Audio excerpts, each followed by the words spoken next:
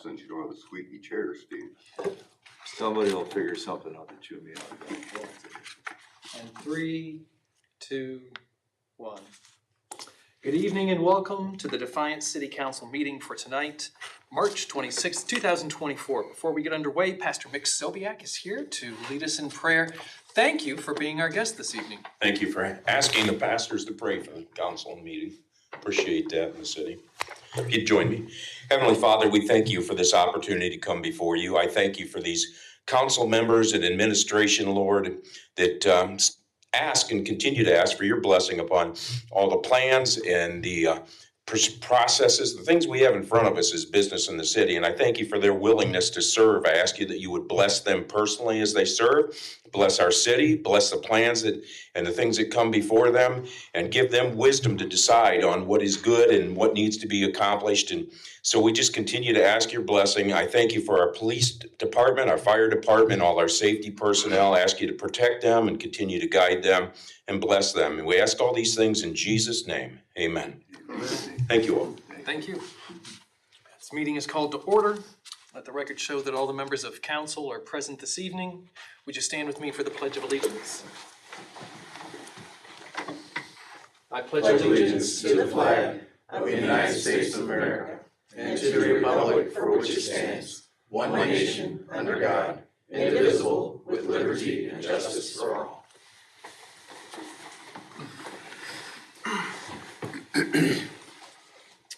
Do we have liaison meeting reports or requests?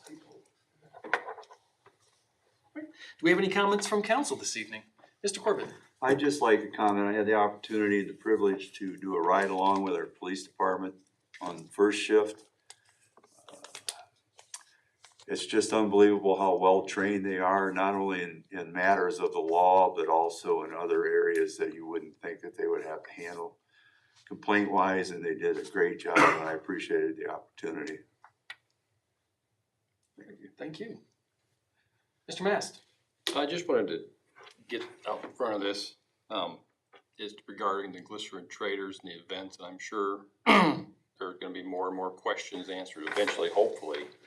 And I know it's an ongoing situation, but I just wanted to know and make sure that we're on a path to something that we can assure citizens who live in that area, others that work in other businesses in that area, the folks who take their kids to the bus stop at the corner of Columbus and Ottawa Avenue.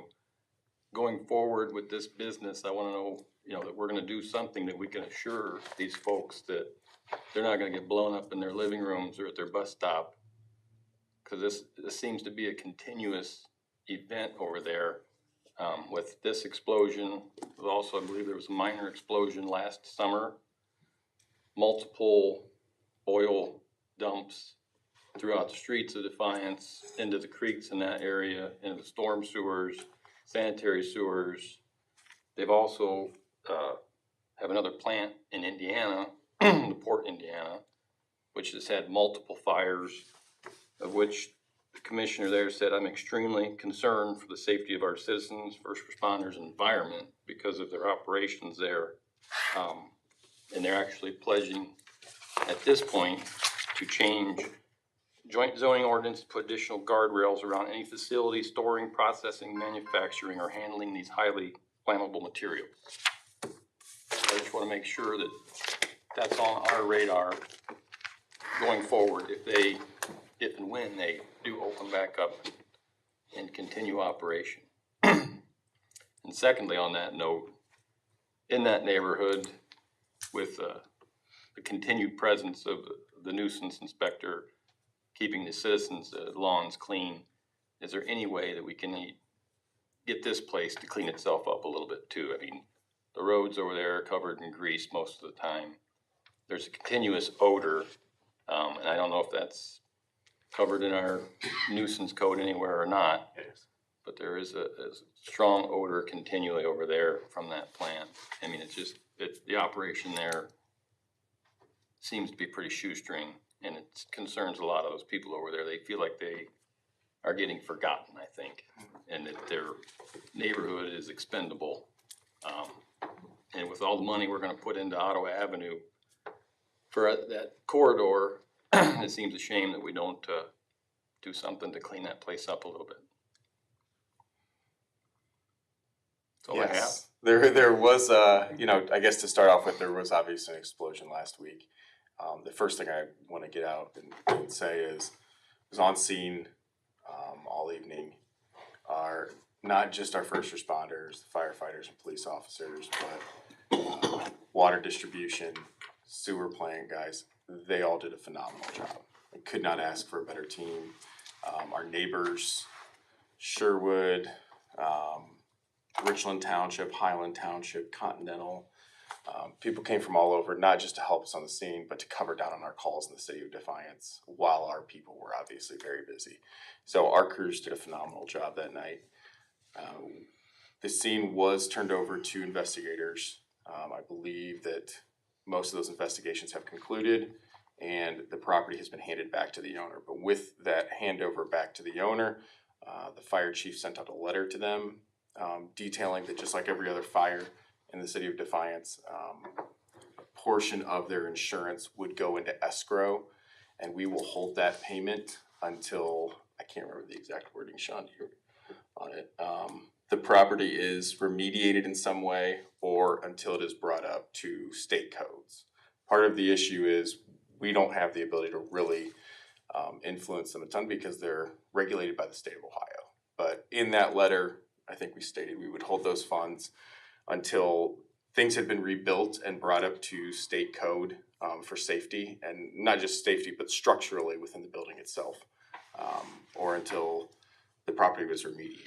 So we did send that letter out when the property was handed back over, but I think that's kind of where we're at. The third option would be they could demolish the site, the structures on the site. But one of the things in that letter the chief said is no activities to take place there until it meets the state code requirements. There's a lot of activity there currently. There is some cleaning out of stuff, I believe, but the actual production side of what they're doing, that's what the letter was in, the intent of the letter. My other concern with that place is that we're basically watching a brownfield in the making. I mean, people wonder how we end up with brownfields around town, and I feel personally that we're watching one in the making here. Do you have anything else to add on that, Sean? Okay. We will obviously, it's a developing situation. Right. We will be monitoring it. Thank you. Thank you. Mrs. Crutch. I used to be the liaison for the police and fire, and so I finished up with the police department, and they are in the process of updating some of their rooms in there, so it's starting to look very nice inside their community room and in the front office. And it's kind of nice to see some of those things updated finally and getting rid of some of the mold in the ceiling tiles. So that's pretty cool. And now I'm on economic development. And on January 9th, we had Glenn Grisdell here talking about our zoning and signage. And I know a bunch of the businesses downtown are excited to see about what kind of sign codes they're going to be getting, that they can start to make their buildings more aesthetically beautiful and pleasing, and for people that are driving down through North Clinton, that they're going to be able to see some of their businesses a little bit better. So I just wondered if there's anything updated on our zoning and sign code. We do not have a copy of the updated zoning regulations yet. We expect that hopefully by next month, we will be able to see those, start going through them, maybe take them to planning commission for them to go through them as well. So, but we will certainly let you know as soon as we have any of the updated zoning codes. All right, I'll tell some of those business owners, thank you. And then the other thing is this last Saturday at the Strady Center at the TPAC was the Red Hot Chili Pipers, not peppers, pipers. They were bagpipes, and it was an awesome concert. And if you missed it, you really missed an outstanding fun time. It was awesome. So be sure to watch some of the Strady Center art musical things that are coming up, because they have really outdone themselves this year with some really great quality music. That's all I have. Thank you. Mr. Engel? Yes, going on what Josh was saying, if they don't do what they're supposed to be doing, can the fire chief have any more leverage to them as far as having them demolish it or shut it down or? Well, he just won't clear it to go back into production is what would happen. Just render it economically Will the useful. building be forced to be tore down then? I think that remains to be seen. Depends on what happens Yeah. and what they're proposing. Keep in mind, we're only getting a portion of the escrow, or we're only escrowing a portion of the proceeds. But the way the statute's supposed to work, it is supposed to cover the demolition.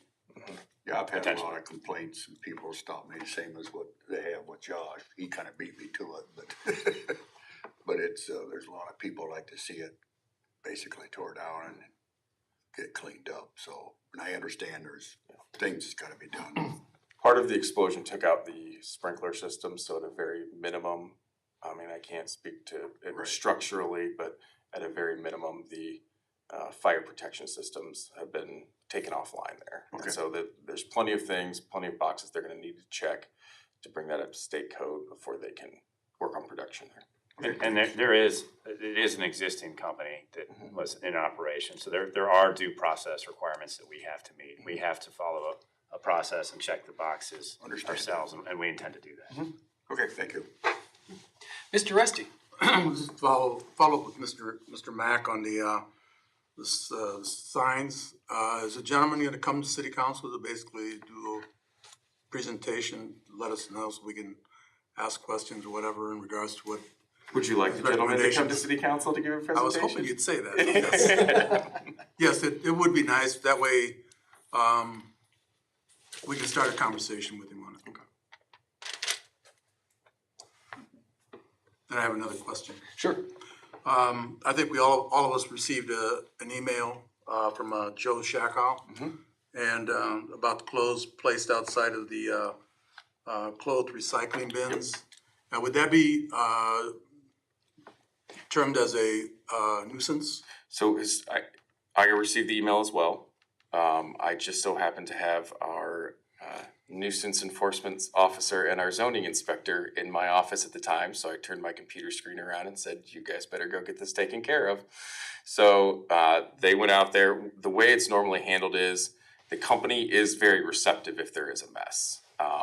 If we tell them, if we call and say, hey, there's a mess out there, you know, part of the rules are you need to keep that area clean. We know it's been posted that people aren't allowed to just dump and leave stuff there. The company is normally out at a minimum by the next morning sometime to get it cleaned up and taken care of. The motion that Mr. Waxler proposed to bring this about eliminating the recycling of the clothes in the public area, is this private or is this public? So one of the qualifications of that motion, as council worked through that legislative process, Mr. Uresti, is there was some concern, I believe, from the school board Yeah. and some of the other nonprofits in town that they relied on those boxes for some reason or wanted to have them. And so council, if you recall, carved out that charitable nonprofit exception. I think it's on one of those sites. Okay, that's what I was wondering when I Family saw Christian that. Center. What's that? Family Christian Correct. Center. Yep. Yeah. Okay, that's what I was wondering. Mr. Corbett? I believe, Sean, that particular company, there's some monetary benefit to the school or wherever else they may be. There's some donation given, which is why the school board didn't want to get rid of them. I believe that's correct. I And just couldn't remember. all those out there around the school, I've never seen a problem with, but for some reason, this particular set of two, they have occasional problems. And they do clean it up pretty quick, so. Mrs. Crutch? Yeah, if you're going to ask Mr. Grisdell to come, is there any way that you can let Kirsty Mack at the DDVB, let the businesses know that maybe some of the businesses downtown would like to come and hear about some of the new signage that's going to be proposed? We can let Kirsty know. Obviously, it will be advertised as well, just like every other meeting of city council when we have guests that are specifically coming for a specific reason. But yeah, we can let Kirsty know. It's not an That issue. way she can kind of send out an email to her businesses. Thank you. Are there any other comments from council? Without any, we'll go to half of our board of control. Mr. Mack. Yes, thank you, Mr. President. So I got Glycerin Traders off my list already. As promised at the last meeting, I do have a list of projects for update from our city engineer. The first one that I definitely wanted to get out in front of you, I sent out an email. We tried to get information out as quickly as possible. We found out yesterday morning that ODOT was going to be doing emergency work, road work on that overpass, that 66 overpass on the north side of town that goes over 24. So I'm gonna read this so I get it exactly right, otherwise I'll mess it up. Southbound traffic will be closed and diverted to US 24, back to 1518. Northbound traffic will remain open. The US 24 westbound exit ramp, southbound turn lane will be closed. Exiting will only be allowed to turn north. ODOT anticipates the work being completed within the next 10 days. So that will begin tomorrow morning. So I wanted to make sure we were getting that out in front of everybody. Sorry, Go ahead. will that be calendar days or work days? 10 days. You don't work on the Yeah. weekend. It's Easter. This is the notes I have, 10 days. Thank you. I think the goal is to try to get some of this stuff taken care of before the eclipse and before we, are expecting a little bit more traffic. So other projects of note, the Tiffin River Bridge, 1518 bridge, ODOT will be closing on 4/15 for 100 days of work. So there will be detour routes in place and things of that nature as that closes down. The Derbyshire project, water line items are completed. Sewer lateral replacements are completed. Concrete work will begin April 15th and road work will begin April 29th. Jefferson Avenue water line replacement, bids will open April 2nd. Construction will be in 2024 with final restoration on the project not being until the summer of 2025. Webster Avenue water line replacement, we are waiting on our award letter for the loan to get started on the project, making sure we have the money in place before we get things rolling on that. The downtown pedestrian improvements, the company Parham will begin construction in April, so coming up pretty soon here. Ginter Road, pre-construction meeting scheduled for April 2nd. Completion date for the roadway improvements will be towards the end of July sometime. Do they have a start date? They do not have a start date. They have an end date. Yeah, I know that. The start date was important to some of the school bus Okay. drivers. All right, I will work to get a note on that and get you an update next time around. All right, Second Street pedestrian alley improvements. The project is ready to bid. Still planning on construction on that this year yet to get that work taken care of. Carpenter water tower repainting, one of our interim superintendent's big projects that he's gonna be working through. Construction on that will start in April. Pre-construction meeting scheduled for April 12th. Parks and Riverfront Master Plan, we talked about that, we budgeted for it, so we're still kind of in the process of negotiation of the scope and fee with companies on that before we move forward to get that taken care of. And then wastewater treatment improvements, if you remember correctly, the IWIP had us doing a multitude of projects over a 20-year period. So we are currently in the process of working on some of those. So surveying is in progress out at water pollution control. We have to do some additional soil borings just to make sure we know what exactly is in the soil, and we're waiting on funding responses from the Ohio Department of Development at this point before we get into the actual construction rolling. That is the update on projects I have for you. And then secondly, there's a couple of dates. April is going to be a very busy month here in the city of Defiance. Every month is a very busy month, but April is going to be an especially busy month. So I wanted to make sure we're putting these dates in front of you. Saturday, April 6th, we have Clean Up Your Parks Day. Anybody that wants to volunteer, we're always happy to have more volunteers. We have t-shirts again. They're eclipse based, so they've got a pretty neat design on them. Because then on Monday, April 8th, 2 days later, will be the total solar eclipse here in Defiance. I know there's a number of events going on in the area, so pay attention to the crescent, watch as you're driving around. I see signs going up already for different events that different organizations are having. Saturday, April 27th would be the Big Dumpster Cleanup Day. That's the day we bring the big dumpsters to the city parks, and you can get your spring cleaning done if you live in the city of Defiance. Come and get a lot of those larger things hauled away. Monday, April 29th will be the TNR program for cats. So we will be spaying and neutering cats on the 29th of April. So that rounds out just some of the major things we have going on here at the city of Defiance in April. And with that, that is all I have for now, Mr. President. Very informative, thank you. Mr. O'Donnell?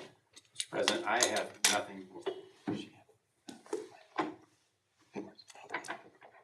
I have nothing, and the finance director, Ms. Sprague, is spending your money, but we'll have to wait till next time to tell you what she bought.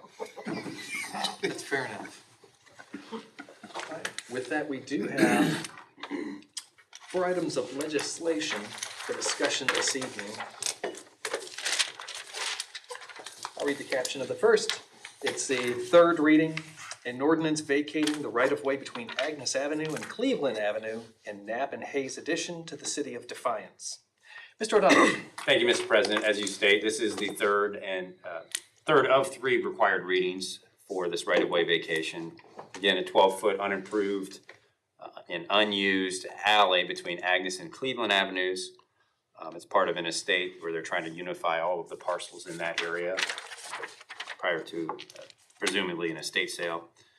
And so your options are either motion to adopt, motion to table the bill, motion to amend the bill even further, or excuse me, motion to amend the bill, or a motion to refer the bill to a designated member. Motion to let lie is not an option. Mr. Engel. No questions, motion to adopt. Motion to adopt. Second. Second, Mr. Engel. Mr. Engel. Yes. Mr. Resty. Yes. Mr. Hancock. Yes. Mr. Waxler. Yes. Mrs. Crutch. Yes. Mr. Mast. Yes. And Mr. Corbett. Yes. With that, this ordinance is adopted.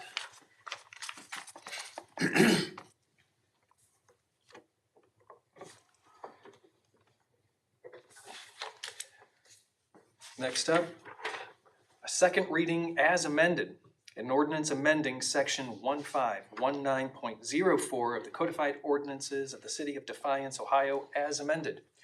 Mr. O'Donnell. Mr. President, this is obviously the legislation based on the motion that council passed last time for amending this bill from an outright fireworks ban to a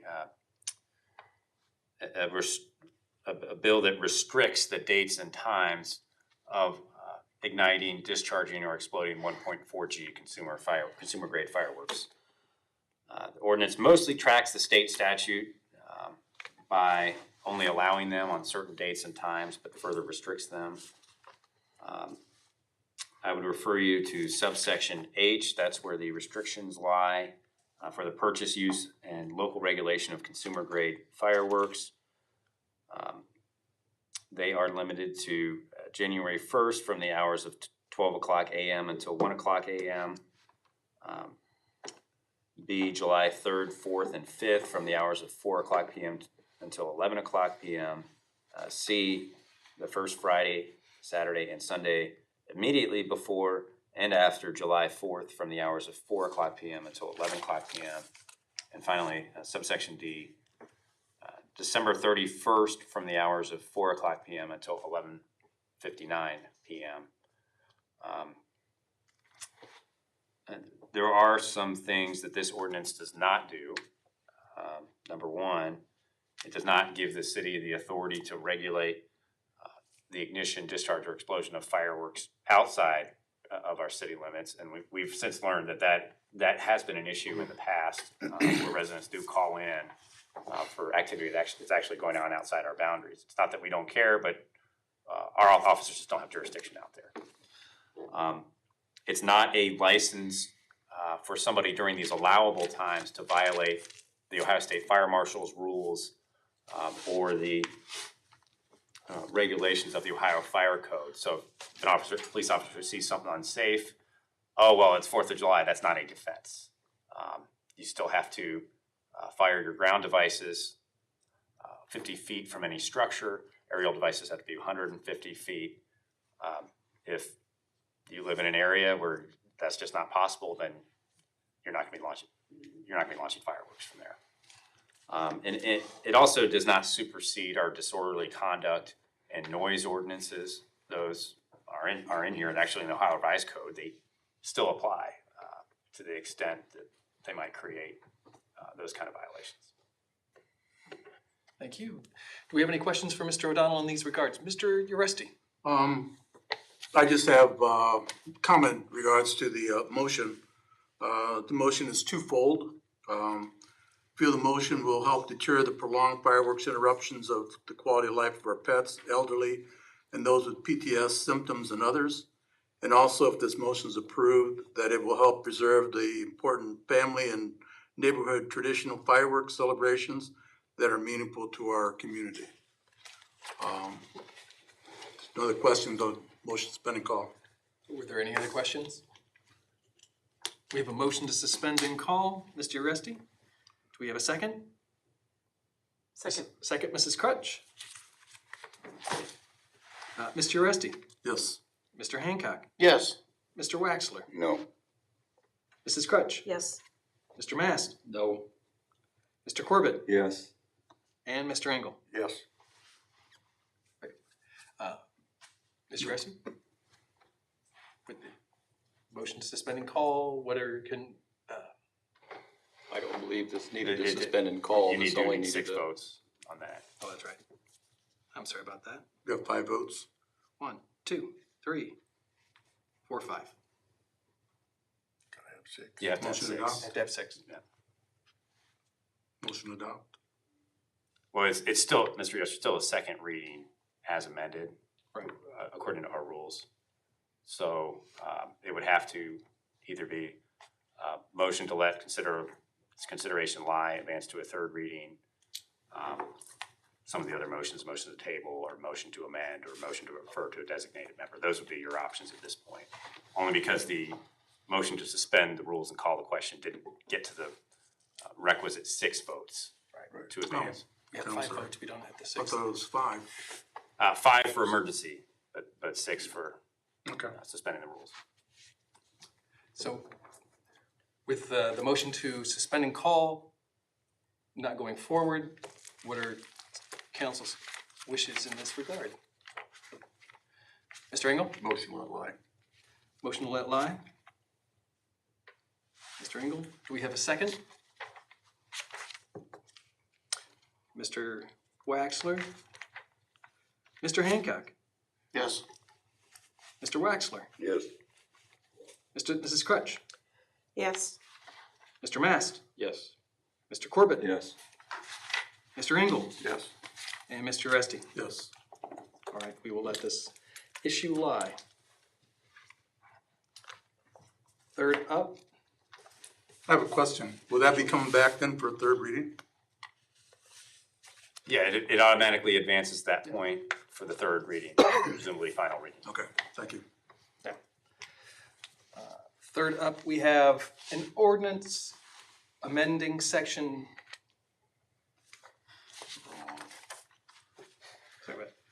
An ordinance authorizing a contract for the 2024 street resurfacing program and declaring an emergency. Mr. Mack. Yes, thank you, Mr. President. This is for a yearly resurfacing contract conducted by the engineer.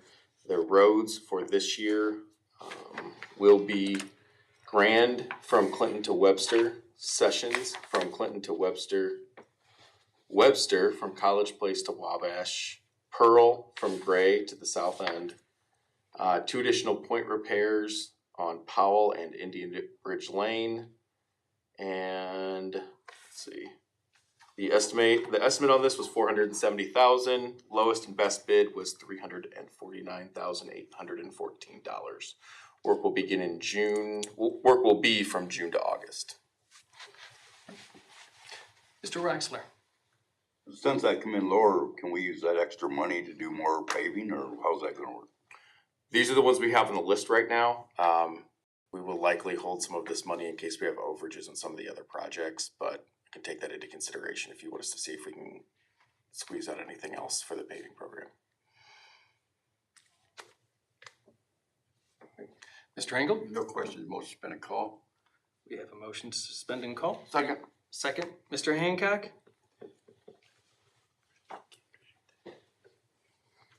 Mrs. Crutch, Yes. Mr. Mast, Yes. Mr. Corbett, Yes. Mr. Engel, Yes. Mr. Rusty, Yes. Mr. Hancock. Yes. And Mrs. Crutch. Already did me. but Sorry. yes. And Mr. But I'll Waxman. do it Yes. again. Can't vote twice. Yeah. And so, That was fun. Motion to adopt. motion to adopt, Mr. Corbett. And do we have a second? There we go. Mr. Mast, Yes. Mr. Corbett. Yes. Mr. Engel, Yes. Mr. Rusty, Yes. Mr. Hancock, Yes. Mr. Waxler, Yes. and Mrs. Crutch. Yes. There we go. Therefore, this ordinance is adopted.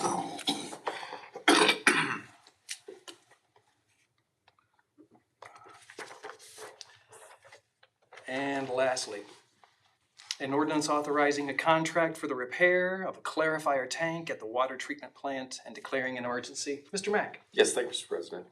So one of the clarifiers at our water plant is having some mechanical issues. If you remember correctly from your multitude of tours that you've all had through the place, the clarifiers are those 4 giant basins in the center of the facility itself. It needs fixed as quickly as possible. We found a contractor that does this specialized work, and for any of your questions, we have our interim plant superintendent, Joe Ewers, here tonight. Why don't you introduce him, bring him up so everybody can say. Say hello. Come on up, Joe. Familiar face around the city of Defiance. Joe has worked here for quite a while.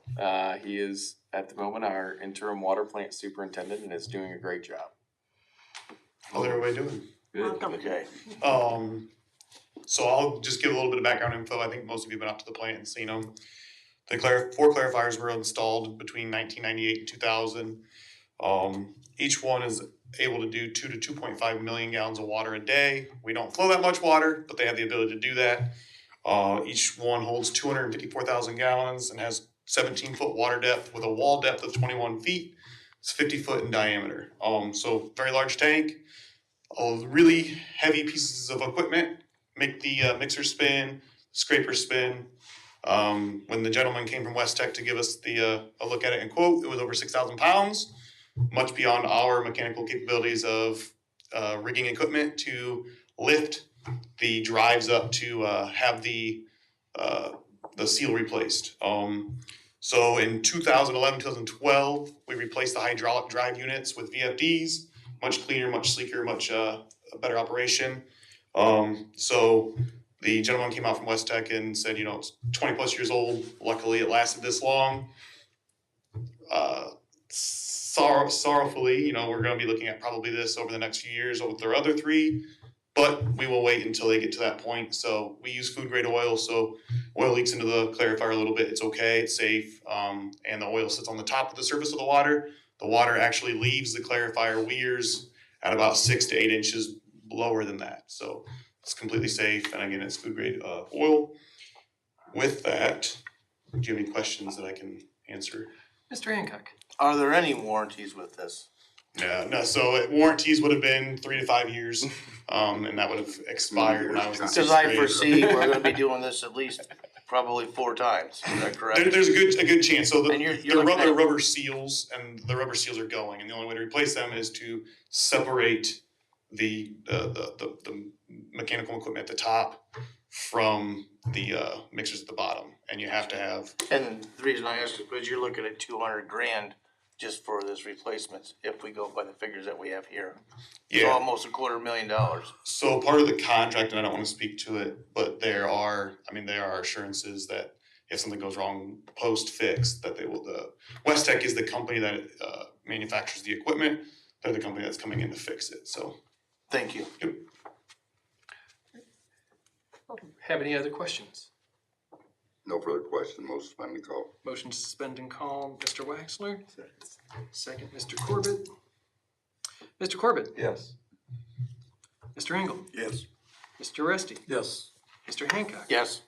Mr. Waxler. Yes. Mrs. Crutch. Yes. And Mr. Mast. Yes. Motion adopt. Motion to adopt. And do we have a second? Second. Second, Mr. Mast. Mr. Engel. Yes. Mr. Oresti. Yes. Mr. Hancock. Yes. Mr. Waxler. Yes. Mrs. Crutch. Yes. Mr. Mast. Yes. And Mr. Corbett. Yes.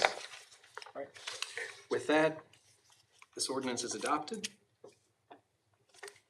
And with the items of legislation addressed for this evening, we do have time for citizens' concerns, and with no executive sessions that we have to wait around for. You let us down, Bill. Oh, we can bring them. Yeah. No, that's all right. Would you like some? Why'd you say that? Do we have any citizens' concerns this evening? Go ahead. I'll speak, if you don't mind. Jeff Walter, 742 Corwin. Fireworks is back on the table, so hopefully I can address city council regarding the fireworks ordinance that you're brought back and we'll be voting on, looks like next reading. So, I think I stated it before, I'm kind of a purist, right? I'd really rather not have legislation to legislate people's comfort. When we legislate from an emotional standpoint, typically the legislation is not the best suited thing that comes out of those sessions. Our law director graciously notated that the restrictions on fireworks already include safety provisions. They're built into those ordinances, 50 feet, 150 for ground or for aerial displays, so that's in there. I do appreciate comfort of animals, PTSD. I'm a veteran myself. I spent 7.5 years in the Air Force working on fighter aircraft loading munitions. So if there's anything I understand, it's safety. So that's what I did for 7.5 years. So when people ask me if I have a stressful job now, I say, no, not really. It's not trying to kill me. So I feel like we're going to head to a compromise, and that's how it's going to work out, right? Legislation is always about compromise. So while I say I'm a purist and I don't want to see any restrictions, I think it's coming. I would ask that the council on the amendment, Mr. Oresti, I talked to you about this a little bit last week, maybe we add Memorial Day in there as well. I know the goal is to include non-secular holidays. Memorial Day is not a secular holiday. It's a celebration of the United States, of the military. And that is one of the holidays that's in the Ohio Revised Code as an acceptable holiday. I just say, hey, if we're going to compromise, let's throw Memorial Day back in, take away all the rest. That way you stay out of that discussion. We don't have to have that discussion. Everybody walks away. What do they say about a compromise? It's the thing that happens when nobody walks away happy. But that's what we do a lot. So I appreciate you taking the matter up. I appreciate that it is coming to a compromise instead of an outright ban. And I thank you for your time. Thank you. If we have no other citizens' concerns, do we have a motion to adjourn for this evening? So moved. So moved. Mr. Hancock, second. Mr. Mast, all those in